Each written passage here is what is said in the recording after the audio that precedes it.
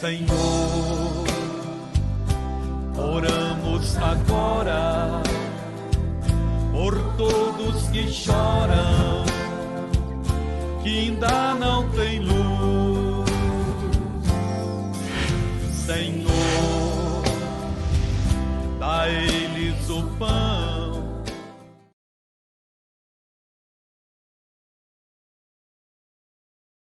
Eu fico ouvindo às vezes as pessoas conversando, falando, e eu fico analisando.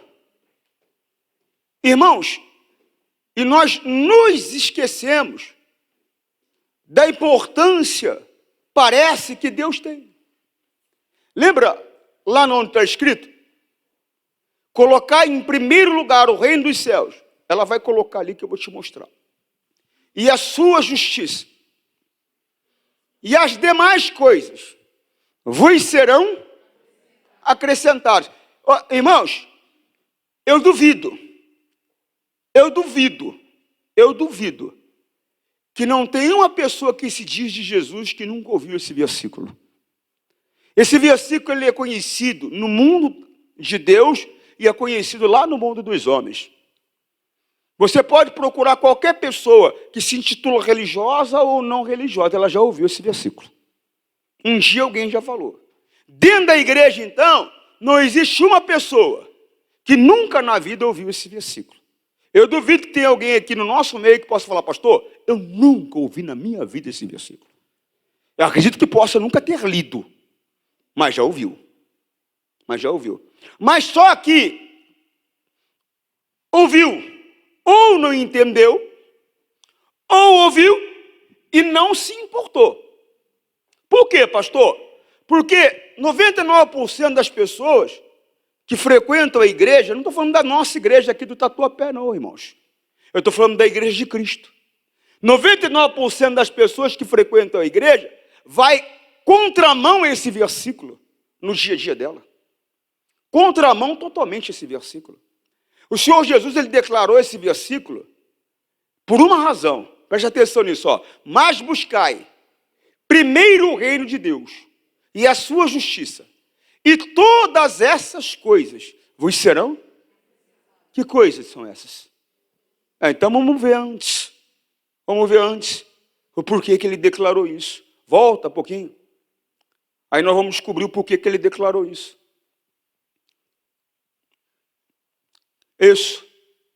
Preste atenção nisso aqui. Nós voltamos logo no 26. Aí nós vamos entender por que ele declarou. Olha só. Olhai para as aves dos céus, do céu, que não semeiam, nem cegam, nem ajuntam em celeiros. E vosso Pai Celestial as alimenta. Não tendes vós muito mais valor do que elas? Vamos para a linguagem de hoje, esse mesmo versículo, o 26, 6:26. Vejam os passarinhos que voam pelo céu. Eles não semeiam, nem colhem, nem guardam comida em depósitos. No entanto, o Pai de vocês, que está no céu, dá de comer a eles. Será que vocês não valem muito mais do que os passarinhos? Você vê que ele está falando, vosso Pai Celestial. Então ele está falando com o povo que pertence a Deus. Você está compreendendo, sim ou não? Porque se você observar, analisar muitas conversas de Jesus, você vai ver ele dizendo que alguns que se diziam que Deus era pai deles, ele dizia, esse que vocês dizem que é vosso pai, na verdade não é. O pai de vocês é Satanás. Você vai ver Jesus declarando isso. Aqui, você vê que ele estava falando com pessoas que pertencem a Deus. Ele fala o vosso pai. Olha o versículo 27. E nenhum de vocês pode encompridar sua vida, por mais que se preocupe com isso. Volta ao 26. Troca a linguagem, coloca na Nova Almeida atualizada. Observem as aves dos céus, olha só, que não semeiam, nem colhem, nem ajuntam em celeiros.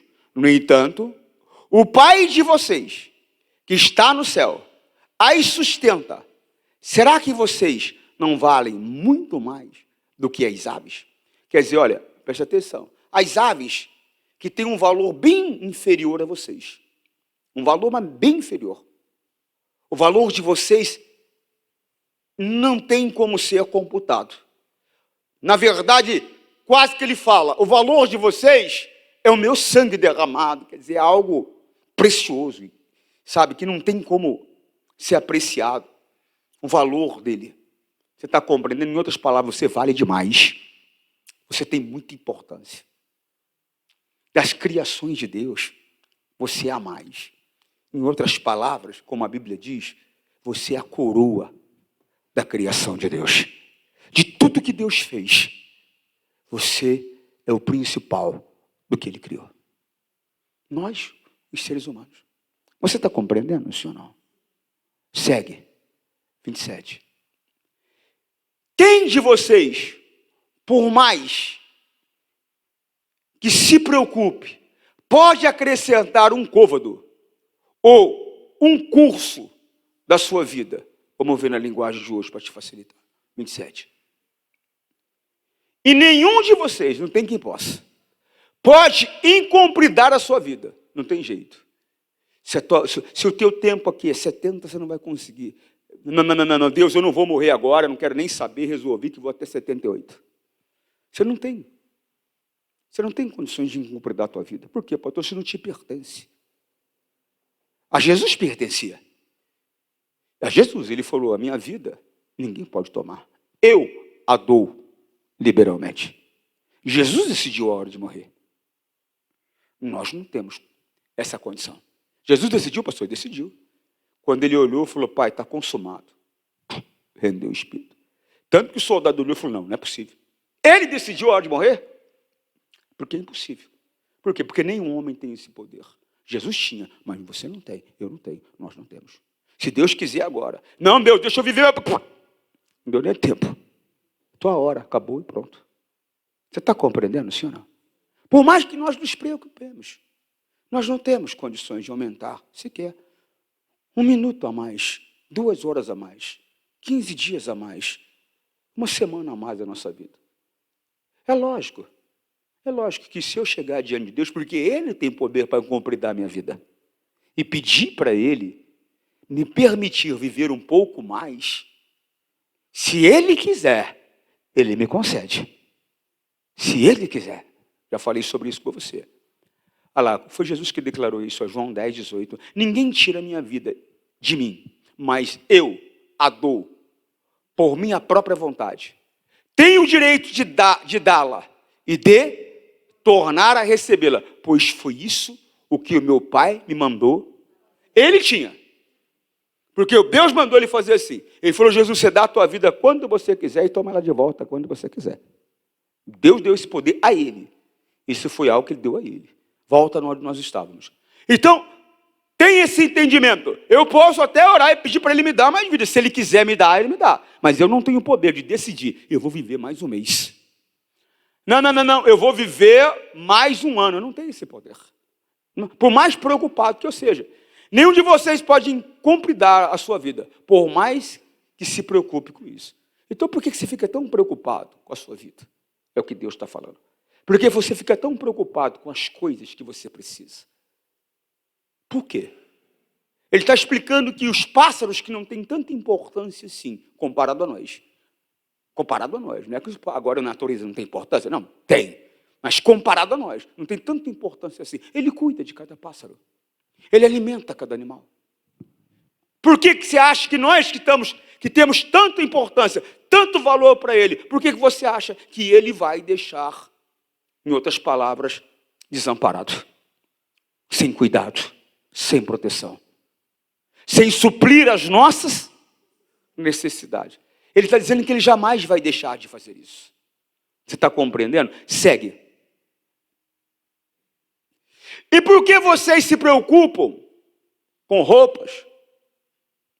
Vejam como crescem as flores do campo. Elas não trabalham nem fazem roupas para si mesmo. Segue. Mas eu afirmo a vocês que nem mesmo Salomão, sendo tão rico, usava roupas tão bonitas como essas flores. Sabe o que Deus está dizendo? Ele está dizendo o seguinte, que não há motivo para você se preocupar com o que você tem que vestir, porque Ele está pronto a te oferecer o melhor que você pode vestir. Ele fala, Salomão era rico, de um jeito, foi um homem mais rico da terra. Ele não se vestiu tão bem como as flores, ou seja, o cuidado que ele tinha com ele não se comparava ao cuidado que Deus tinha e tem com a natureza. Está dizendo que Deus, Ele tem condições de cuidar de você de uma maneira muito melhor do que você acha que pode cuidar. Você está entendendo? Segue. É Deus quem veste a erva do campo, que hoje dá flor e amanhã, e assim mesmo Ele faz com um cuidado maravilhoso. Você compreende? Tem plantas, flores, que você fica boquiaberto de ver tamanha beleza. É ou não é verdade? Aroma. É ou não é verdade? Você sabe que eu tive o privilégio de morar no Nordeste. E eu tive o privilégio, por exemplo, de ir aos lençóis do Maranhão.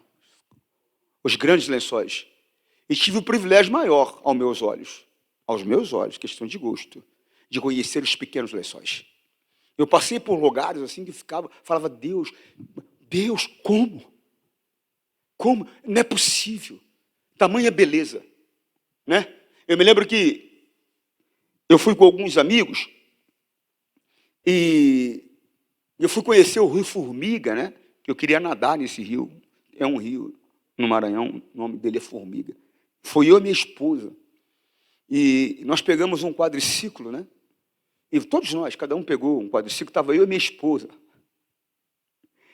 E eu me lembro que porque você tem que ter um guia, alguém que conhece realmente o local. Por quê, pastor? Porque são dunas. Em outras palavras, o vento move de lugar.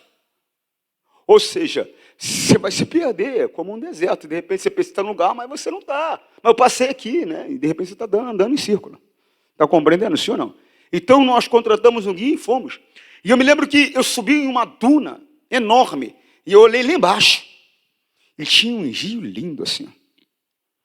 Eu olhei para minha esposa, eu falei, vamos? E a minha esposa é maravilhosa, irmão. Ela não recua em nada.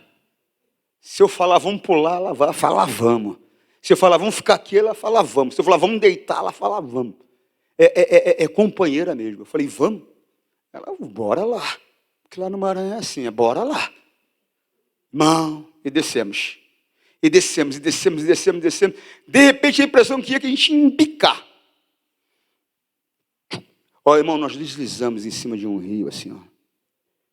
Irmão, eu olhei, falei, Jesus, que coisa linda. É coisa assim que você olha e você fala, não é possível que um lugar desse exista. Por que eu estou te falando isso? Para você entender o cuidado que Deus tem com algo que hoje está vivo, amanhã é queimado. É sem valor. E para Ele nós temos um valor inestimável. E se Ele cuida com tantos detalhes da natureza, você acha que Ele não vai cuidar da minha vida, da tua vida? Mas você sabe por que muitas vezes nós estamos perecendo? Estamos tendo, às vezes, passando por necessidades de comer, de vestir, de pagar, de viver com dignidade. Você sabe por quê? Você vai entender. E Deus Deus que investe a erva do campo, que hoje dá flor e amanhã desaparece. Queimada no forno. Então é claro que Ele vestirá também vocês. Olha só. Vocês que têm uma fé tão... Bom, para começar, ele já está mostrando o porquê. Uma fé pequena. Mas a fé é pequena por quê? Por onde que a fé vem? Por ouvir e por ouvirá? Por que ela é pequena, a minha fé? Porque eu ouço pouco a palavra. Eu me envolvo pouco com a palavra. Porque quanto mais eu ouvir, quanto mais eu me envolver, mais a minha fé ela vai aumentando e vai ficando cada vez mais forte. Você está entendendo por que existe pequena fé, existe grande fé? Porque existe aquele que se envolve pouco e aquele que se envolve muito. Essa é que é a grande verdade. Você está compreendendo? Segue. Portanto, não fiquem preocupados. Olha, irmão, Deus tem falado da igreja já há vários dias. Pare com esse negócio de ficar preocupado. Não vos preocupeis com coisa alguma, mas apresentai-vos diante de Deus as vossas necessidades em oração diariamente. Só que, não dorme não, preste atenção. Analise e pensa comigo. Quantas vezes, nessa semana, você dobrou o joelho para apresentar sua vida, sua família, o seu marido, a sua esposa, diante de Deus? Olha lá, Filipenses 4:6. E não se preocupem com nada, mas em todas as orações, peçam a Deus o que vocês precisam, e orem sempre com o coração, e com o coração já na certeza que recebeu. É aquele negócio de chegar e falar, ó, um exemplo, tá? Porque para Deus eu não falo assim, mas só um exemplo. É aquela segunda de chegar e falar assim, ó, pega lá para mim, obrigado. Ou seja, na certeza que ela vai lá e vai pegar. Só que, preste atenção, hein, pessoal?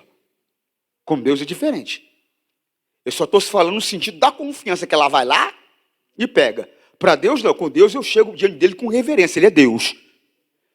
A ele eu chego com humildade, a ele eu peço, suplico. Você compreende, sim ou não?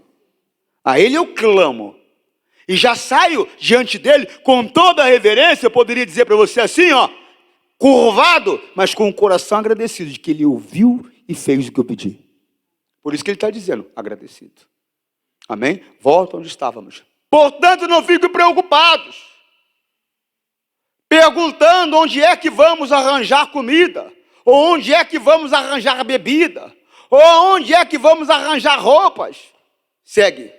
Pois, olha só, os pagãos. O que é esses pagãos, pastor? As pessoas que vivem segundo o curso do mundo. Pessoas que vivem segundo o curso do mundo.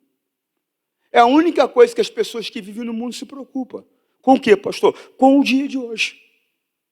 Com o que elas vão conquistar aqui. Como elas vão terminar a vida dela amanhã. Então elas se preocupam só com isso. Elas se esquecem que existe uma eternidade pela frente, não se importam com isso, não se importam com a eternidade. Mas nós que pertencemos a Deus, nós temos que ter entendimento. O apóstolo Paulo diz que se a nossa esperança é só para esse mundo aqui, sabe o que ele diz? Nós somos os mais miseráveis dos homens. A nossa expectativa, a nossa esperança, não pode ser só para esse mundo aqui. Eu tenho sim, irmãos, que trabalhar, que me preparar, que me empenhar, que me esforçar, que buscar sabedoria, entendimento, para que nesse mundo eu esteja na posição aonde Deus vai ser glorificado através da minha vida. E ninguém ouve o pobre. Ninguém ouve o pobre. Você está compreendendo, sim ou não? Olha o apóstolo Paulo, 1 Coríntios 15:9.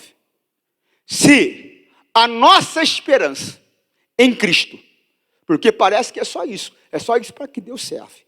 Deus, eu preciso que o Senhor me ajude a pagar a boleta esse mês. Deus, eu preciso que o Senhor me arrume um emprego. Pai, eu preciso que o Senhor me cura. Pai, eu quero que o Senhor ajude meu filho. Pai, abre a porta para um casamento. Pai, ou seja, a expectativa da pessoa é só para ti, só para agora. E ele está dizendo que isso é errado. Ele está dizendo que é errado. Se a nossa esperança em Cristo só vale para esta vida, nós somos as pessoas mais infelizes deste mundo. Muda a linguagem, NVI. Se a nossa esperança em Cristo se limita apenas a esta vida, somos as pessoas mais infelizes desse NVI, por gentileza. Se é somente para esta vida que temos esperança em Cristo, somos de todos os homens os mais dignos de compaixão, de misericórdia. Coloca numa outra linguagem, por favor. Se esperamos em Cristo só nesta vida, somos os mais miseráveis de todos. Deu para entender? Por quê, pastor? Porque a minha expectativa não pode só ser para este mundo. Presta atenção, presta atenção. Se esperamos em Cristo só nesta, não é que eu não tenha que ter expectativa em Cristo para essa vida. Entenda. O que eu não posso é ter expectativa em Cristo só para esta vida. Entenda. É lógico que eu tenho que ter expectativa em Cristo para essa vida.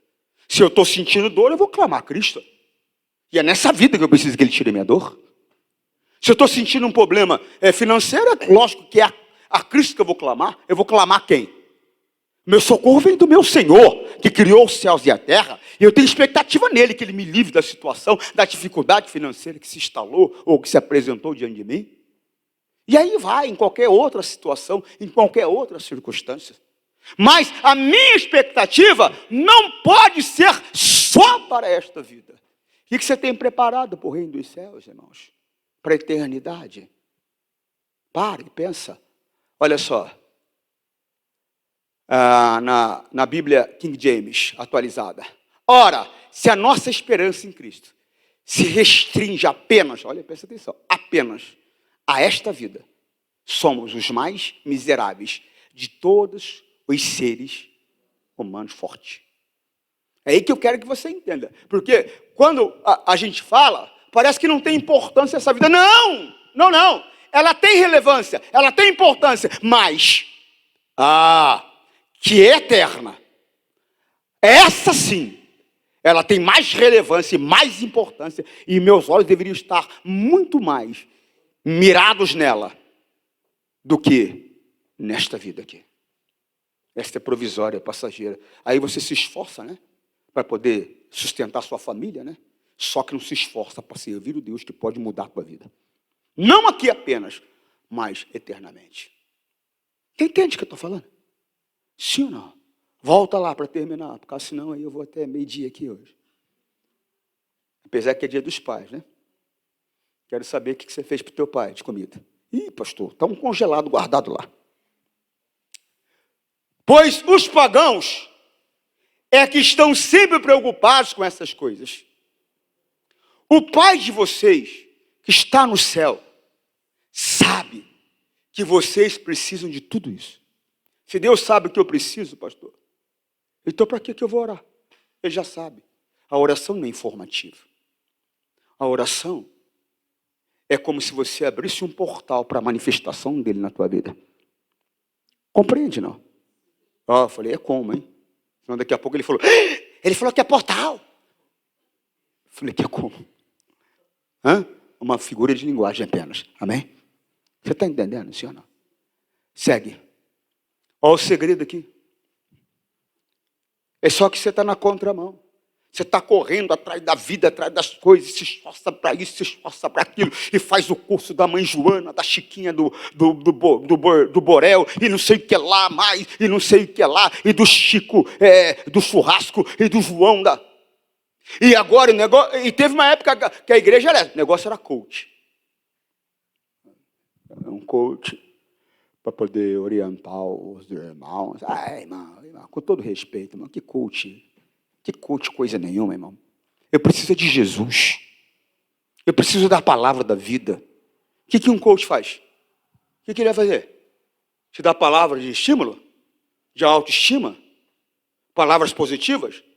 Eu vou dar uma palavra positiva para você. Portanto, põe em primeiro lugar o reino de Deus na sua vida. Essa é a palavra positiva que você precisa. Portanto, ponham em primeiro lugar na sua vida o reino de Deus. Coloque em primeiro lugar. Você está colocando em primeiro lugar o teu curso? Você está colocando em primeiro lugar outras coisas? Coloque em primeiro lugar. É isso que você precisa fazer. Essa é a orientação dele. Portanto, põe em primeiro lugar na sua vida o reino de Deus e aquilo que Deus quer. E aquilo que Deus quer. E Ele lhes dará toda. E essas coisas? Que coisas são essas? Roupa, carro, comida, casa, apartamento, casa na praia. O que você quer mais? O que você quer mais? Salário digno. O que você quer mais? Condições para poder cuidar da minha família. O que você quer mais? Tudo isso Ele vai te dar. Agora você está invertendo. Você está colocando Ele em último lugar. Você quase não ora. Você quase não lê. Você quase não faz um jejum. Vem à igreja. Quando vem, uma vez por semana, cada 15 dias. Tem gente que tem a cara de pau de viver segundo o mundo e aparece aqui na cara de pau para tomar Santa Ceia, como se fosse uma coisa normal. E aí depois fica falando, eu não sei o que acontece. O que acontece é que você está indo na contramão do que Deus falou para você. O que acontece é que nós estamos indo na contramão do que Deus falou para nós. Eu me empenho para trabalhar que nem doido. Trabalho das 8 da manhã às 5 da tarde. Mas não dá para mim chegar em casa, tomar um banho e entregar das 7 às 9 o meu tempo na igreja. Não dá, não posso. Tem que descansar. Estamos indo na contramão. Estamos indo na contramão.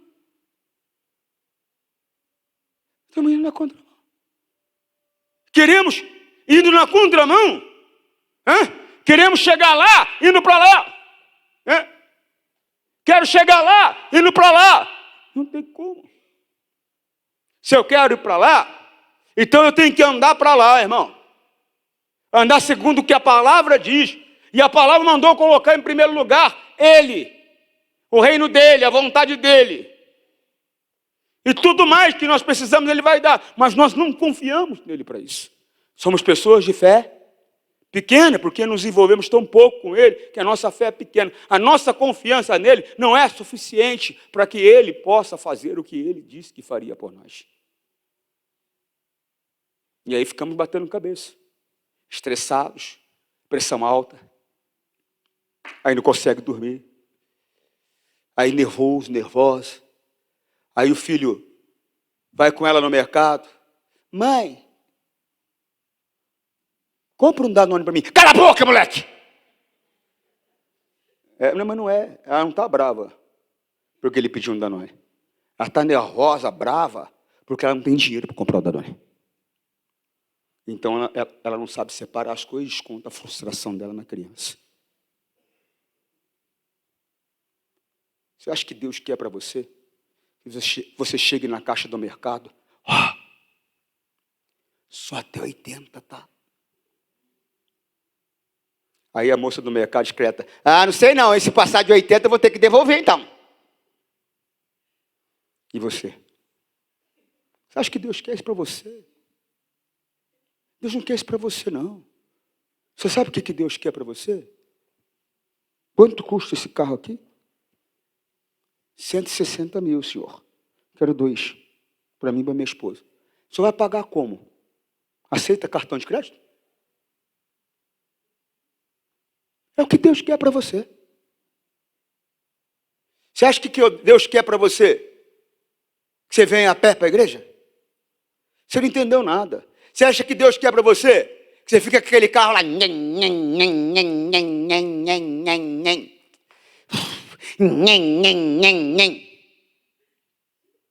Ô mulher, empurra aí que não deu.